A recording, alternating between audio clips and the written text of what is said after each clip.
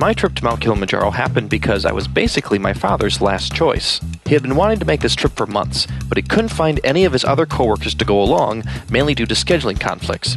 He needed one more person to sign up in order to lock in the trip, but it was difficult for him to find someone who fulfilled his non-negotiable requirements: an open schedule, basic motor skills, and a valid passport. Eventually, my mother asked him if, it had occurred to him to consider me, his only son.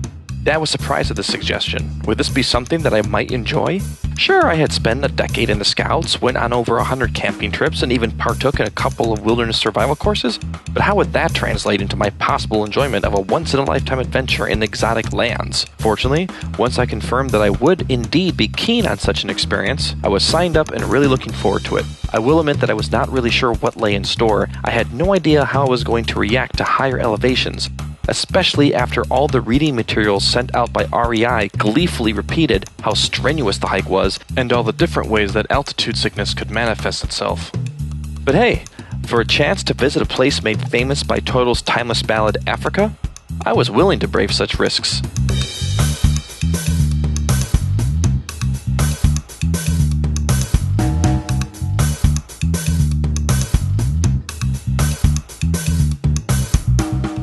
The first couple of days of the trip were devoted to travel and preparation. We would be taking the easiest trail up the mountain, the Marangu route, which required no technical climbing skills. After a hearty breakfast, we were driven out to Marangu Gate, about 2 to 3 hours away. We signed in, enjoyed a rather full box lunch, and double-checked what equipment would be carried in our day packs as opposed to placed in the duffel bags for the porters. Our little hiker posse consisted of Jamie, his wife Jen, Tyler, her friend Susan, and Jonathan, and, of course, my dad, aka Gary, his colleague Chris, and myself. We gathered near the official entrance, where our head guide Peter introduced us to our sizable crew. These gents were the assistant guides, porters, cooks, waiters, water treatment guys, and all the others who would make sure that we didn't get lost, dehydrate, lose our belongings, starve, get deathly ill, or otherwise find the experience less than satisfactory. And now you're here. Now this is the time you will start to feel that when your dream is just became true, because right now you are up to 6,000 feet.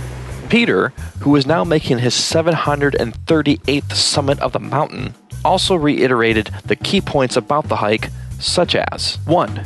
Drink a lot of water. I mean, a lot. At least 2 liters each day, and preferably 4 or more. You should be going to the bathroom frequently, or as they called it, going to the internet cafe. 2. Poly-poly, which means go slowly. Don't rush yourself. Don't go faster than it suits you. And really, really don't overexert yourself.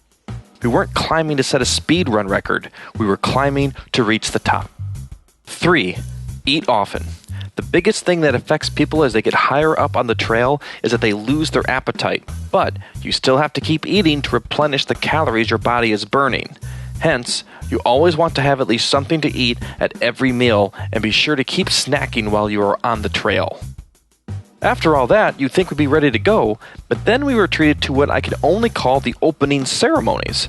Peter and our crew sang to us not 1, not 2, but 3 different songs about climbing Mount Kilimanjaro. Even the imminent threat of an oncoming automobile didn't slow these guys down. But wait, there's more! Next on the pre-hike checklist was each person in the group got their own personal serenade, while Peter gifted us all with a necklace, which we were to bring to the summit. You can see that Dad was absolutely ecstatic about having his own personal adoration section.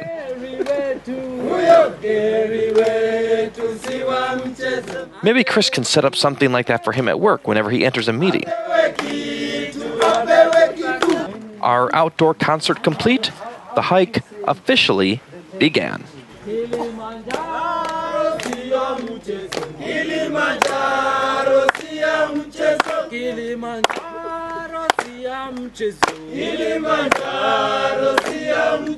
Kilimanjaro, Kilimanjaro,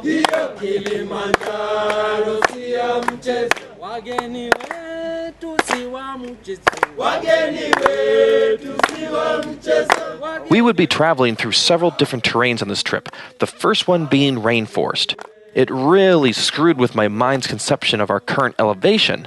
See, as Peter stated, we were already at around 6,000 feet, making us higher than the city of Denver. And when I think of Denver, I think of cold and snowy, not lush rainforests with waterfalls and moss covering everything like a low pile rug. As we neared the end of the first day's hike, Dad remarked on the uselessness of bringing trekking poles along and was already lamenting his decision to do so. He repeated this observation many times, resolutely stating as fact that he wouldn't need them at all except maybe for the summit, but even then he severely doubted it. After about 5 hours, we arrived at Mandara Hut. As you can see, our altitude was 2,720 mults above sea level, or about 8,924 feet. The first 7 miles of our trip was finished, and we signed in and went to drop our stuff off in our huts, which were a tribute to economy of function over form. They were meant, first and foremost, to provide shelter, with comfort being a much smaller concern. A shot of the spacious area that we have to sleep in. They were powered by solar panels, were not insulated, and slept 4 people, provided 2 weren't very tall. Nothing quite like waking up, stepping outside, and looking out over the horizon to see that we were already above the clouds. Our hike started out in the rainforest, but 15 minutes later, it transitioned into a terrain known as the heather with all the subtlety of a chainsaw appendectomy. The rainforest pretty much stopped abruptly, right at a bridge, and beyond it, the trees thinned out faster than my hair did after I turned 27. From here on out, the vegetation would get progressively shorter and more sparse, much like my attention span after eating a few donuts.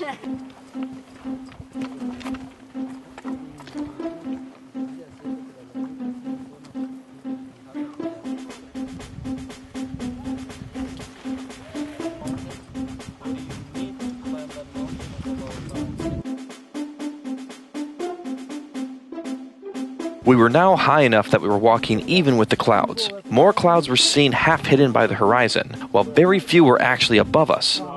Walking even with the clouds also meant walking through them on occasion, and just the knowledge that these were actual clouds in the sky rather than ground fog really made the experience officially wicked sick. The trails were fairly busy throughout the day. We were constantly passing other hikers, guides, and porters in both directions. Not to say that this was busy the whole time, but it was a strong reminder that about 38,000 people took to the trails of Mount Kilimanjaro every year. Even so, there were many times when I was the sole person visible on the trail and could lose myself in the moment. We were now entering into the terrain called the moorlands, which was similar to the heather, except for even fewer trees. While some of the trails from the first day were rough, we really started to get the nasty ones today. Often they were old stream beds, and a number of times they were covered in loose rocks and even had running water. The picnic tables along the route had tops that were, to my Western mind, unnaturally thin, like it was a third seat that was just moved up higher. Heck, for all I know, maybe it was. However, a solid surface to sit on and eat off of was more than welcome, regardless of its anorexia. Right!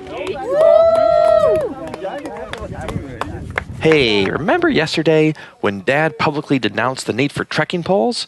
Let the record show that he withdrew that intense assertion with alacrity most pronounced. Finally, at about 6 hours and 9 miles later, we arrived at Kibo Hut, situated at 12,250 feet.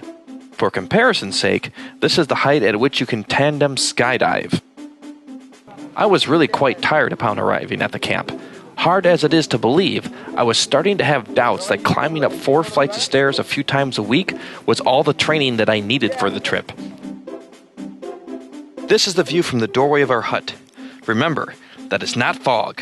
It is a freaking cloud. I have to state again, there's not much to do in these huts.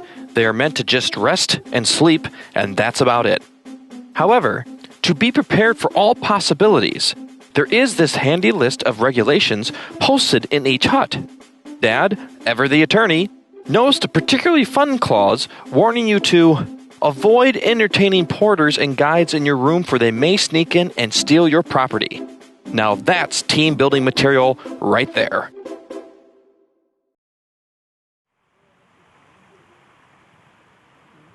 I've got to tell you, waking up and seeing that you were above the clouds, that just never gets old. Today was the day of the Acclimatization hike. The plan was to hike up to a point called Zebra Rock at around 14,000 feet, then practice what was referred to as a resting step, and afterward return to camp. What was your ratio you did yesterday? Was the coffee to the chocolate? Oh, I did 1 coffee, 2 chocolate. And it was pretty delicious, I'm not going to lie.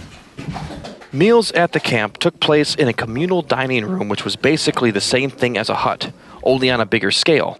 Again, with no insulation, we almost always wore our coats and jackets to keep warm. Also, this is where I started to really notice my lack of appetite. A common occurrence, I'm told, and it gets more pronounced the further up you go. Sure enough, I found that despite the excellent selection of foods provided for us, the higher we got, the harder I would find it to eat.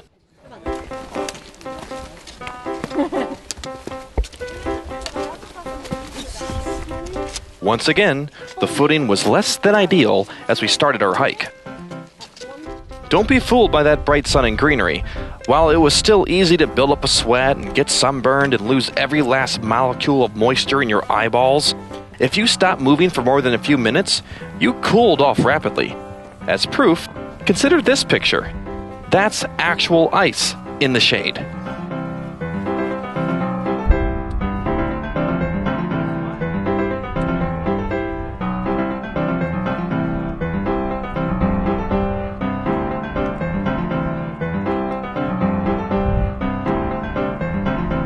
Zebra Rock is rather aptly named, the result of various minerals in the rocks constantly being dribbled away over the stone's surface. The existence of the striking striped pattern sitting out in the middle of nowhere makes me wonder what types of legends and superstitions arose as a result. Whatever they are, I'm sure they'll become Disney feature films at some point.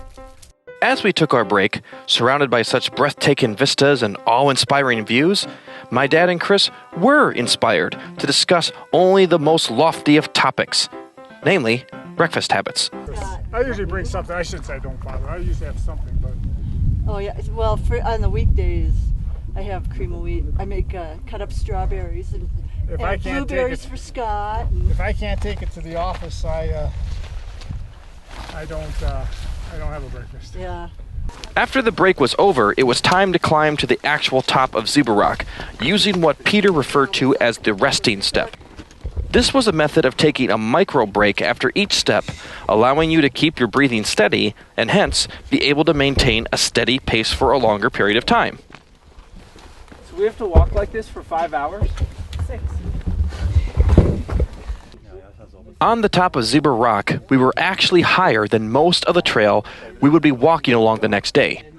This vantage point provided us with a preview of how we would be moving from a realm of little vegetation and into a realm of even less vegetation.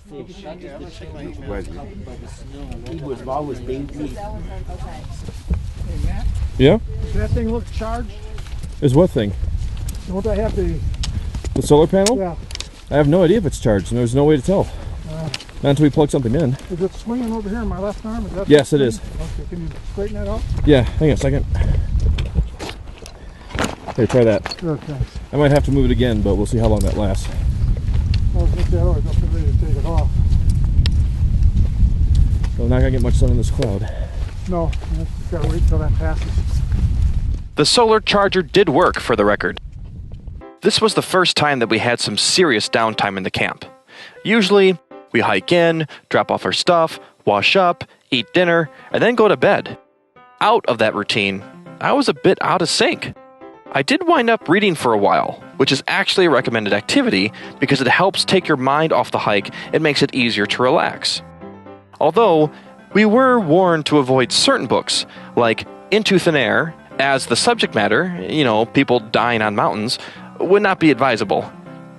I can't imagine why.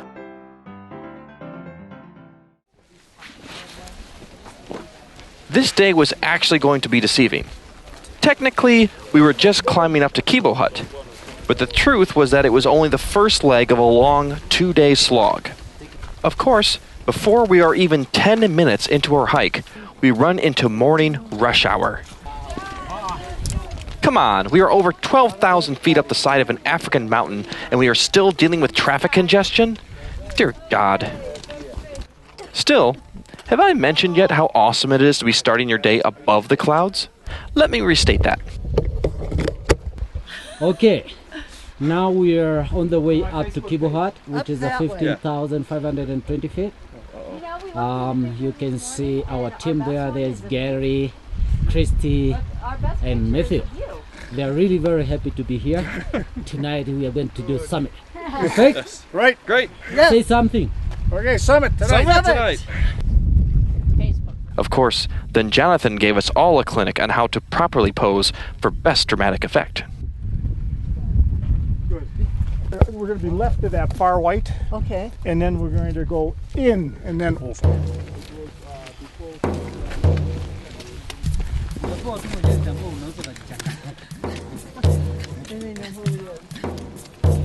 None that I saw anyway.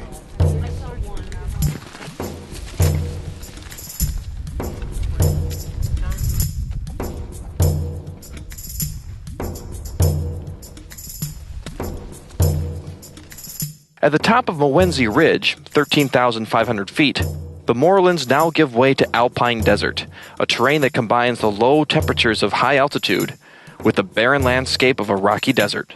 Truly the best of both worlds. Again, the transition was as gentle as a cinder block being dropped on your unprotected little toe. One moment you are strolling through tall grass and bushes, and the next, it's pretty much just dust and rocks. Nothing like walking along a vast, featureless plain in the shadow of a monstrous mountain to make you feel a little insignificant. Okay, look at this and tell me that we aren't somewhere in the southwest United States as opposed to on an African mountain. This is the saddle, the low point between the lava plains from Mount Kilimanjaro and Mount Mowenzi.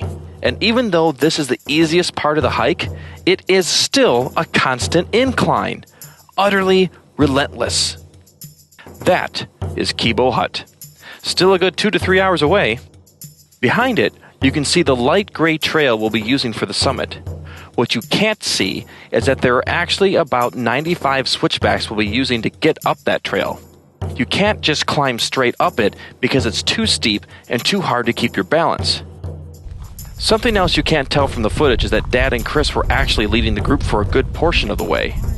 I got the feeling that after all the loose rocks and sudden, sharp inclines, this part of the hike was like a Sunday stroll for them.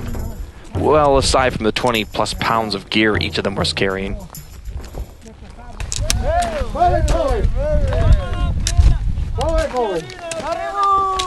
Okay, you're going to have a lunch. Sit there, some there, some there. Go here, go there. Important travel tip. Always carry a small drugstore with you at all times. I'm certainly not leaving the house again without a mass armament of brain chemistry disruptors, that's for sure. You know, aside from the fact that we can still breathe, well, mostly, this felt like a picnic on the surface of Mars. I guess I can scratch that off my bucket list. By the time we finally reached Kibo Hut, I was pretty wiped out. It was a long hike, my lack of appetite meant that I wasn't eating much, and the lack of oxygen had me running out of breath faster than I had expected. I was able to catch my breath well enough, but it wasn't lasting very long. We were now at 15,420 feet, taller than the service ceiling of a Cessna 172, Mount Rainier, and the height at which an airplane's oxygen masks are deployed. The hut we were in was actually one long structure, and we all got in one room near the back. For the first time in the trip, my headaches were starting to get the better of me, so I just dumped my stuff down, bummed some Tylenol from Jamie, and then tried to get some sleep, knowing that the big moment was directly ahead.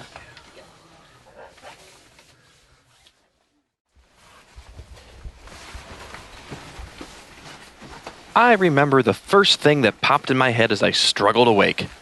I am so not ready for this. Technically, this was still day 4, as we were up at 10 p.m.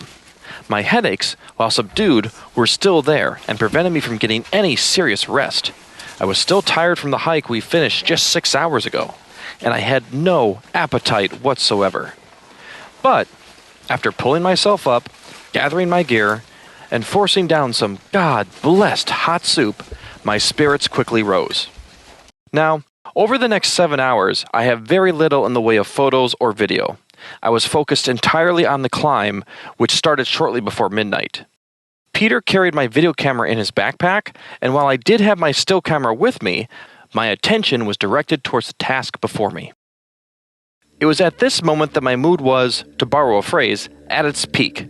It was at the start of the summit, not the end, when I was the most excited, the most giddy. I had no headaches, I was brimming with energy, and the reality of the situation, that I was making the final ascent up the side of Mount Kilimanjaro, fully sank in. After months of reading, prepping, medical checkups, pseudo-training, it had finally arrived, and I was honestly ecstatic about it. It's hard to replicate the experience of that midnight climb. The stars above were beautiful, but most of the time I was focused on the footsteps of the person in front of me, who for a while was Peter. He maintained a slow and steady pace, zigzagging up the side of the stony scree, lightly singing traditional Tanzanian songs which wafted back to us in the darkness, soothing our nerves and keeping us in rhythm with his resting steps. In fact, Peter and the other guides had apparently flipped a switch, going from easygoing travel companions to professional and dedicated caretakers. They maintained our pace, kept a close eye on us as we hiked, and made sure that we rested, drank water, and ate snacks. Can you get any of the ones coming up, Matt? The ones? Yeah, probably. Use the bathroom, you can use it too. Alright, so now we are in Indian's Point. We're in 16,300 feet. The way you see, we have got about, let's say about 1 hour to reach up to halfway point to Gilman's Point, which will be Hansmeyer Cave. And Hansmeyer Cave is 17,000 feet. In meters is 5,151. When we get up there, we'll take a little bit long break, drinking, eat, and deliver the message. And then after that, we'll hike about 15 minutes to get up to the sweet bags. All right? Yeah. So eat, drink. In the end, it was just you, your fellow hikers, and the ground beneath your feet. And by the way, if it was like being on the surface of Mars previously, now it felt like I was on the surface of the moon. Of course, gravity was normal and we could still breathe, if a bit shallow, but the stars above, the darkness around us, and the gray, almost billowing dust kicked up with each step gave the whole experience an otherworldly feel. I remember getting to the top of Gilman's Point at 18,638 feet and actually being a little surprised. It was impossible to really tell where the final ledge was that we had to reach, so when that happened and we crested it, it was a very invigorating moment. We had made it to the rim. But this was not the end. Another 2-hour hike awaited us before we would reach our final destination, Uhuru Peak.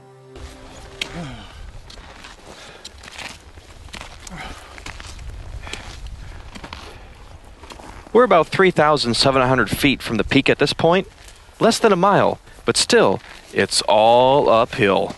In fact, we still needed to go up another 700 feet in elevation. By this point, I was operating less on carbs and calories, and more on just sheer willpower and, as we got closer, adrenaline. And finally, we reached Uhuru Peak, the rooftop of Africa, the highest point on the continent, 19,341 feet, the domain of high-performance aircraft with turbocharged engines, and fittingly, a popular gathering spot. You'd think that such a high, remote part of the world would be pretty solitary, but I saw fewer people than this at my thesis presentation. Smile. Here is our REI group. We have got 7 people just to reach up to 19,340 feet, the way you see. I just want to say congratulations to all of you. This is something you're going to tell REI that you make all the way up to the roof of Africa, and the sign shows that you are up on the roof of Africa. Congratulations. We stood on the peak, and for a brief, shimmering moment of time, stood above it all. The clouds, the Serengeti, the troubles of the world, the questions of man, and our own personal insecurities. Like Mount Kilimanjaro itself, that memory will last for a lifetime. Oh, and you can see that out of our group, I reached the highest point. Before the trip, there was a bet between my dad and my Uncle Jim on my dad's chances of success. Uncle Jim did not express a lot of confidence in my father's ability to summit. Hence, so it will be forever immortalized, an announcement. Okay, this is to Brother Jim. You don't know how close you came today to winning your bet, but you didn't. So in a few months, I'm expecting to be rewarded with a very fine, large, expensive steak. And I'll talk to you later. Bye. Word on the street is that he did, in fact, enjoy his steak. So, after enduring about 8 to 9 hours of grueling, demanding exertion that tapped the very depths of our endurance, we spent about 15 minutes tops at the peak taking photos, and then started the return trek. Hey, no time like the present. Hey, Matthew.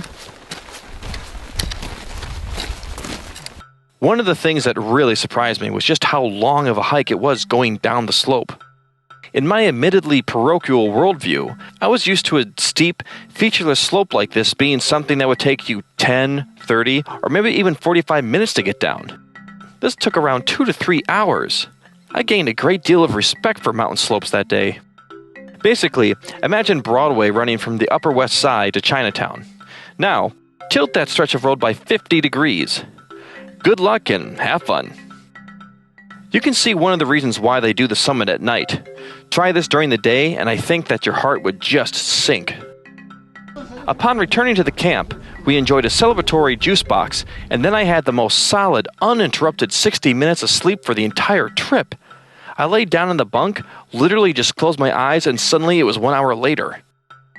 After another quick lunch, we hit the trail once more. By this point, we had covered over 16 miles and an elevation change of more than 7,000 feet in the past 30 hours, 24 of which were spent hiking. Heading back to Kibo Hut was both easier and tougher. Easier because the breathing got better as we dropped in altitude, but also tougher because with the summit both literally and figuratively behind us, the mental drive for me wasn't as strong. Now, I was more concerned with getting back to the camps that had actual flushing toilets. Okay, so now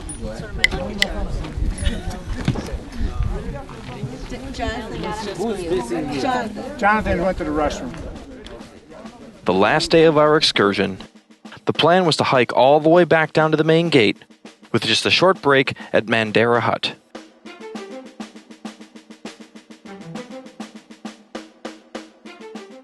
Again, the fact that it was all downhill from here did make it easier overall, but not entirely. The footing was still uneven and tricky, and this time, you had to be careful that your momentum didn't cause you to trip and send you sprawling down the path. Chris had already turned her ankle the day before coming down, and I nearly turned my own several times on this hike. That's a tricky one to come down. The change in temperature was pretty obvious. We started in the low 50s, and about 4 hours later, we were stripping off layers to adjust to the 70-degree weather of the rainforest. There was definitely a feeling of exhilaration as I recognized the very start of the trail and knew that the trip was almost, finally, at a successful completion. Despite my embarrassing lack of training, I had managed to top 19,000 feet and return in one piece. More or less. And a hearty congratulations to both Dad and Chris for their own triumph. I can only hope that when I'm at their age, I can pull off something like this. Both together. Come on. Well, Here we are. where? Oh, fine. You have to sign now, or we all okay. And so, the adventure was over. During our 6 days on the mountain, we hiked around 62 miles, changed elevation by more than 13,000 feet, went through 5 different climate zones, experienced temperatures from the mid-70s to below freezing, drank over 42 gallons of water, and took hundreds of photos. So what did we learn? I feel drops every now and then. Well, besides all the handy facts I've already provided, I personally learned that it pays to check your camera's focus frequently. You know it's been a good hiking trip when your brand new hiking boots look like they have aged 10 years. And that you might want to wait a couple of days before dismissing the value of trekking poles. But most importantly, I came away with a lot of great memories. The simple living conditions re-established the appreciation I have for my modern conveniences, but at the same time also made me glad that I did get away from them for a little while. The clear skies, sprawling landscapes, and sometimes surreal environment captured my imagination and invigorated my spirit. While I don't know if I will ever return to Mount Kilimanjaro, I do know that part of me will never leave it.